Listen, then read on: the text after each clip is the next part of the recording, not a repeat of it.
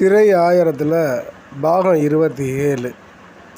அவங்க புதுசாக வந்தனால ஜெயிலில் பனிஷ்மெண்ட்டை 15 நாளாக அசால்ட்டாக கழிச்சு போடுவாங்க. கழிச்சிட்டு பிளாக்குக்கு வந்து எல்லா கைதிட்டையும் சொல்லுவாங்க, நானே செல்லுக்கு போயிட்டு வந்துட்டேன்ல அப்படின்னு சொல்லுவாங்க. அதுக்கு அந்த கைதியை பூரா என்ன சொல்லுவாங்க, எஸ்சி டிக்கெட்டில் எழுதிட்டாங்க கண்டார ஓடி, இனிமேல் நீ வெளியவே போக முடியாது போல இருக்குது, ஒழுங்காக பெயில் எடுத்து ஓடிடு, இல்லை ஜெயிலுக்குள்ளே தண்டனை வாங்கினீங்கன்னா உன்னை ஒரு அமுக்கிடுவாங்க. உள்ள எஸ்சி டிக்கெட்டில் செல்ஃபோன் வச்சுருந்து பிடிப்பட்டா பெயிலும் கிடையாது, பொது மன்னிப்பு கிடையாது, எதுவுமே கிடையாது. எப்படியாவது பெயில் வாங்கி ஓடிடு, அந்த கேஸுக்கும் பெயில் வாங்கணும்னு சொல்லி அவங்க சொல்லுவாங்க.